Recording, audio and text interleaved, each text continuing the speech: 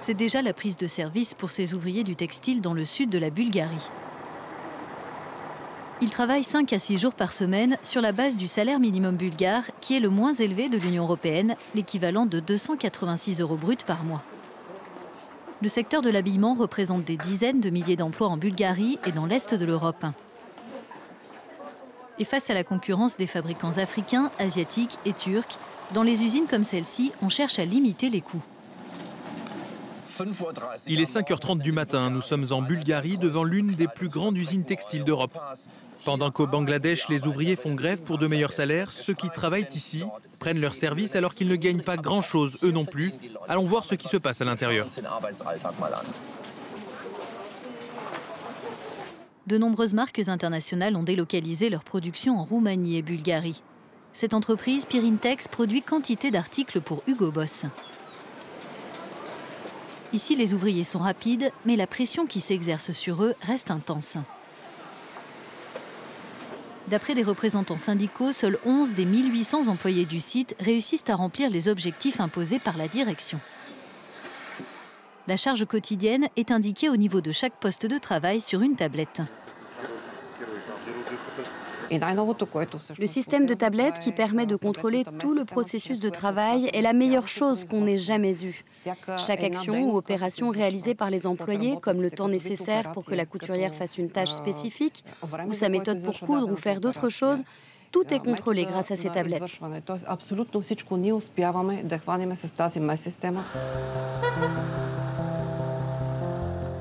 Götze Delchev est le centre névralgique du secteur textile bulgare. Le nom de la ville fait référence à une figure révolutionnaire importante de la Macédoine ottomane du début du XXe siècle. Au siège de Podkrepa, syndicat national représenté chez Pirintex, l'heure est justement à la rébellion. Les ouvriers qui en sont membres sont scandalisés par la faiblesse de leur salaire. En moyenne, les ouvriers arrivent à finir seulement 60% des tâches qui leur sont assignées. Selon l'ancienneté de chacun, on reçoit en moyenne entre 650 et 700 lèvres, soit 320 à 350 € par mois.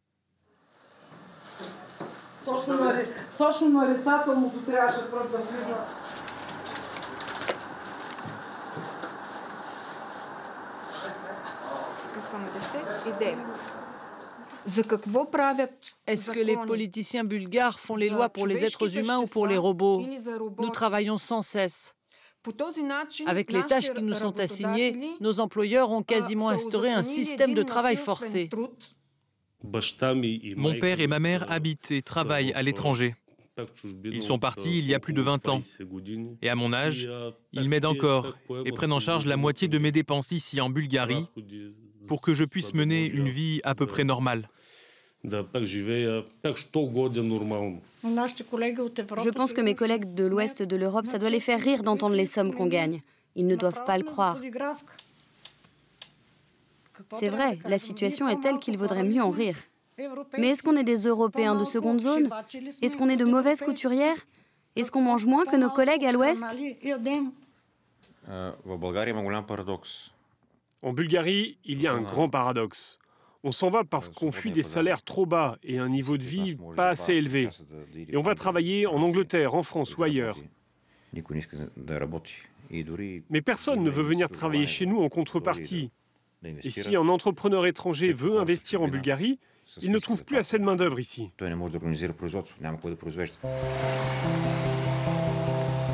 La commune de Götze Delchev compte un peu moins de 20 000 habitants, environ 40 000 avec les villages alentours. D'après la mairie, 2500 résidents travaillent aujourd'hui à l'étranger, le plus souvent dans l'ouest de l'Europe, dans l'agriculture, la construction ou encore les services à la personne. Notre équipe s'apprête à contacter l'une d'entre elles qui est installée depuis peu au Royaume-Uni, sans sa famille qui est restée en Bulgarie. À Londres, Galina est couturière, non plus pour des costumes haut de gamme, mais pour des pulls bon marché.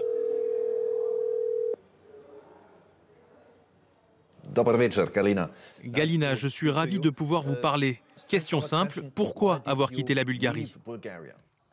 J'avais l'impression d'être devenue une machine. Tu rentres du travail, tu manges, tu dors 3-4 heures. Je me sentais écrasée, comme si j'avais des grosses pierres sur le dos. Quel salaire touchiez-vous en Bulgarie et quel est votre salaire aujourd'hui au Royaume-Uni? Le stress était énorme en Bulgarie. Je gagnais l'équivalent de 260-280 euros par mois. Ici à Londres, je gagne 1600 livres, c'est 1800 euros par mois. En Bulgarie, mon employeur ne me croyait pas quand j'étais malade. Pourtant, on me faisait des perfusions et je m'achetais des médicaments pour tenir la cadence. En Bulgarie, la charge de travail était trop importante.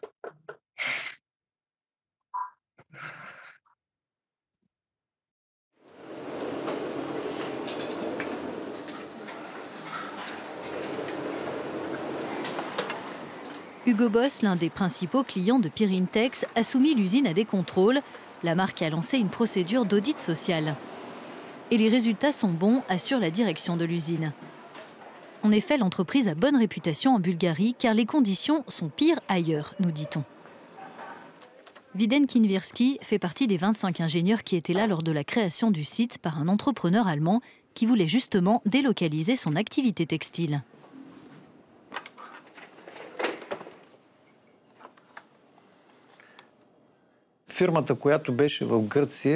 À l'époque, l'usine était en Grèce et notre patron cherchait une alternative. Parce qu'en Grèce, au début des années 90, le niveau de vie était assez élevé, alors qu'ici en Bulgarie, il était assez bas. Dans notre industrie, on sait bien qu'il y a cette tendance à délocaliser la production de pays où le niveau de vie est élevé vers ceux où le niveau de vie est faible. Pirintex a vu le jour dans une ancienne usine de postes de radio. Quand l'entrepreneur allemand Bertram Rollmann a investi sur place, il a été accueilli à bras ouverts. L'économie bulgare était alors en plein effondrement et la production textile était vue comme une opportunité de la relancer. En seulement quelques années, les effectifs sur place sont passés à 3500. La Bulgarie a été la dernière étape d'un parcours international qui avait démarré par l'ouverture en Allemagne, par le grand-père de Bertram Rollmann, d'un atelier de confection en 1922, puis d'une première usine en 1965. Les entreprises du secteur de l'habillement n'engrangent pas assez de recettes pour pouvoir donner tant que ça à leurs employés. Le résultat, c'est que depuis 3 ans, les gens partent massivement s'installer à l'étranger, ce qui a des conséquences désastreuses.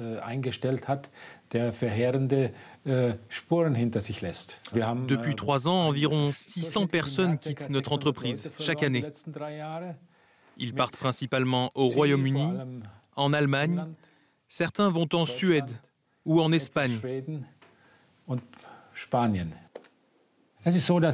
Les fabricants comme nous, on ne touche que 5 à 7% du prix payé par le consommateur. Ce n'est pas assez en fait. Et c'est tellement peu que les gens qui travaillent dans la production, qu'ils soient en Bulgarie, Roumanie, Serbie, Macédoine ou Albanie, ne peuvent pas vivre correctement avec ça.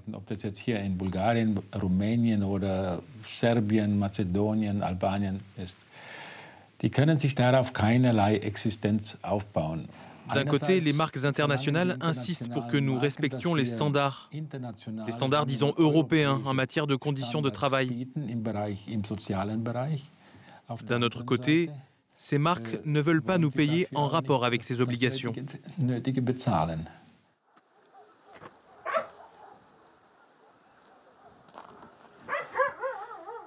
Depuis 1990, 1,5 million de Bulgares ont quitté leur pays. Et le déclin démographique perdure. La Bulgarie ne compte plus que 7 millions d'habitants. Notre équipe a rendez-vous avec le responsable du syndicat Podkrepa du site Pirintex à son domicile. Здравствуй, Hans Breli, Zorka, sa compagne, a quitté l'usine à cause du stress qu'elle subissait sur place. En tant que couturière indépendante, elle ne gagne pas plus, mais au moins elle peut travailler à son rythme. Ce nouveau système de quotas de production par heure ne se fait pas en notre faveur. On ne peut pas gagner plus d'argent. La direction augmente sans cesse les quotas et on n'a pas le temps d'atteindre notre objectif horaire. Ça pèse sur le moral des salariés, ils sont démotivés et ils n'ont plus envie de travailler. Ils désespèrent et ils veulent quitter l'entreprise. Je crois qu'il ne s'agit pas d'un système pour augmenter la productivité. mais plutôt d'un système de contrôle des ouvriers. Ce n'est pas le processus de travail qui est contrôlé, mais le travailleur lui-même. Tout est fait dans le but de verser moins d'argent aux salariés. La productivité baisse à cause des quotas trop élevés. Les habitants ont besoin de trouver d'autres moyens de subsistance, comme la vente de fruits et légumes de leur jardin ou la culture du tabac, même si elle devient de moins en moins courante. Parmi ceux qui n'ont pas cette possibilité, beaucoup n'ont pas d'autre choix que d'émigrer.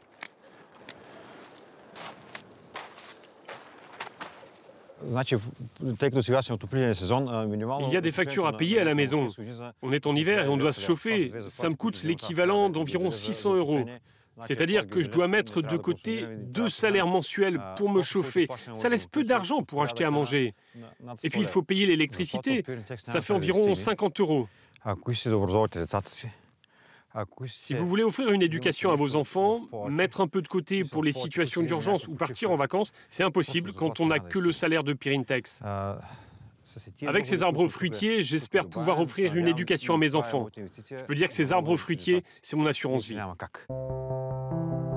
En janvier, le salaire minimum bulgare a fait l'objet d'une hausse de 10%, ce qui l'a fait passer de 261 à 286 € bruts mensuels. À titre de comparaison, il est d'environ 440 € en Roumanie, 1500 € en France. Ivan, 20 ans, vient de signer son premier contrat de travail. Après avoir gagné sa vie en réparant des ordinateurs, il est aujourd'hui gardien du gymnase de la ville. C'est pas facile de trouver un emploi bien payé en Bulgarie. Moi, j'ai un bac pro en informatique. On était 25 dans notre promotion et personne n'a trouvé d'emploi dans cette branche. J'ai finalement accepté de faire autre chose. Ce boulot ici, c'est quelque chose d'intéressant.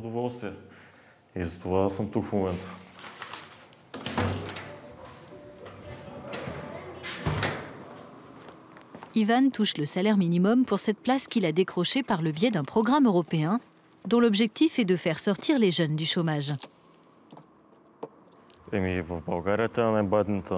Vous savez, la Bulgarie est le pays le plus pauvre de l'Union européenne.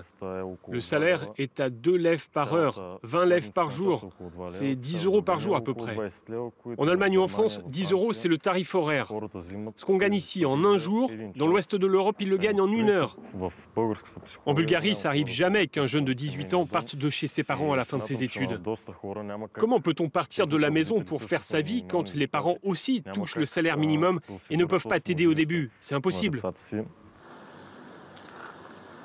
Après son travail, nous retrouvons Ivan dans le centre-ville. Il nous fait part de ses goûts, il aime Metallica et la pop bulgare, et puis il aimerait bien voyager. Et en attendant d'en avoir les moyens, il tente sa chance à la loterie comme de très nombreux Bulgares. D'habitude, il s'offre un ticket pour son anniversaire et pour le Nouvel An, mais là, il fait une exception. Eh bien, la chance ne vous a pas souri aujourd'hui. La prochaine fois, peut-être. C'est quoi votre plus grand rêve? Si je gagnais maintenant, tout de suite, c'est clair que je m'achèterais une nouvelle voiture. Et puis je ferai un voyage autour du monde pour découvrir les trésors anciens des pays arabes. Depuis l'adhésion de la Bulgarie à l'Union européenne, la municipalité a reçu 50 millions d'euros pour rénover ses infrastructures, ses rues, ses écoles et son hôpital, par exemple. Mais le maire réclame plus. Des fonds sont nécessaires pour soutenir les petites et moyennes entreprises locales, selon ce membre du Parti socialiste et opposant au gouvernement de droite en place. La Bulgarie est l'un des pays les plus pauvres de l'Union européenne. Qu'est-ce qui a été fait pour améliorer réellement les choses? Parmi les pays qui ont intégré l'Union européenne en dernier, il y a un problème de revenus trop faible. Il faut tout faire pour encourager leur augmentation dans ces régions et dans ces pays. Il nous faut une révolution des revenus. Grâce à cela, on pourra freiner les mouvements migratoires à l'intérieur de l'Union européenne. On a besoin de ces changements pour que les gens puissent rester en Bulgarie et qu'on puisse arriver au même niveau de vie que dans l'ouest de l'Union européenne. Les pensions étant indexées sur les salaires, de nombreux retraités se retrouvent en situation de pauvreté. C'est le cas d'Etlazaj Tereva, 80 ans. Elle a travaillé dès l'âge de 15 ans dans des plantations d'arbres, puis en tant que cuisinière et enfin ouvrière textile.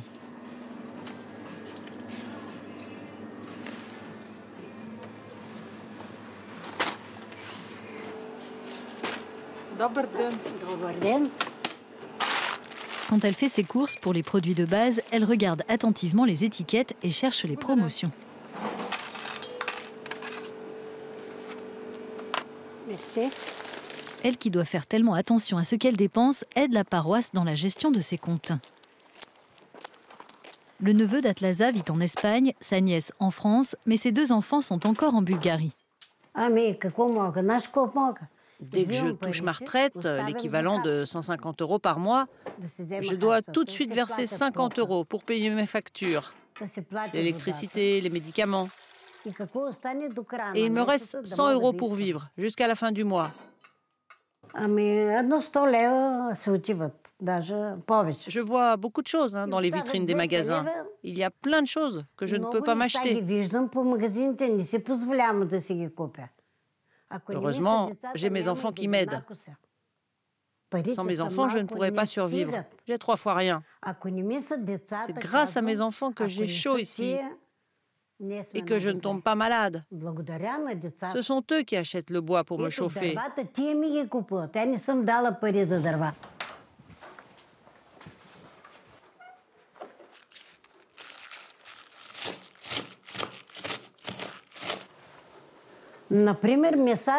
Avec ma petite retraite, je ne peux pas m'acheter des choses comme de la charcuterie et de la viande.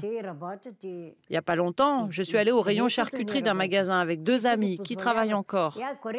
Eux, ils ont acheté du jambon. Moi, je ne peux jamais en acheter. Ceux qui travaillent touchent un peu plus, mais leur situation est précaire. Alors comment sauvegarder l'industrie textile et augmenter les salaires ? En instaurant des barrières douanières sur les produits importés, une mauvaise idée d'après le dirigeant de Pirintex qui estime que le protectionnisme rime avec corruption et flambée des prix. Il préfère une autre piste, celle de délocaliser une partie de la production. Nous allons rester ici, sur ce site. On ne ferme pas comme ça une usine comme celle-là, avec 1800 employés. Le savoir-faire que nous avons développé ici a de la valeur pour nous. Mais bien sûr, il est possible qu'un jour, on soit forcé d'ouvrir une 2e usine dans un autre pays qui pourra se trouver en Afrique ou en Asie centrale pour avoir une alternative, pour asseoir notre activité sur un 2e site, pour nous maintenir sur le moyen et le long terme.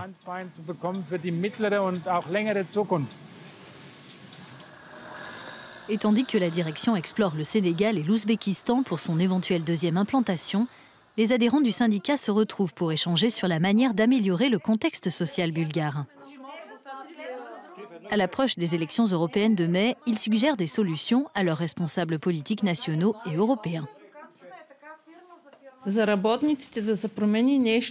Pour que la situation change, il faut vraiment introduire la rémunération à l'heure, avec une convention collective par branche.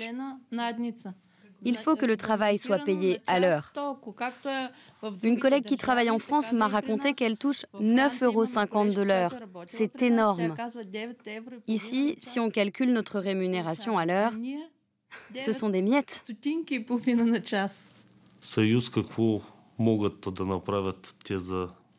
Ce que l'Union européenne peut faire pour nous, c'est fixer un salaire horaire minimum valable pour tout le territoire de l'Union.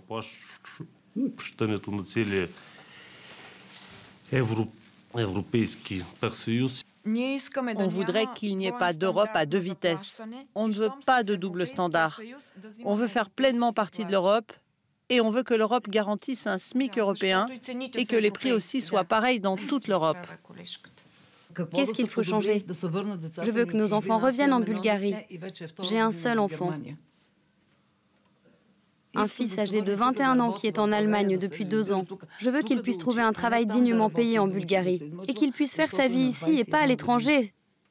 C'est ce que je veux.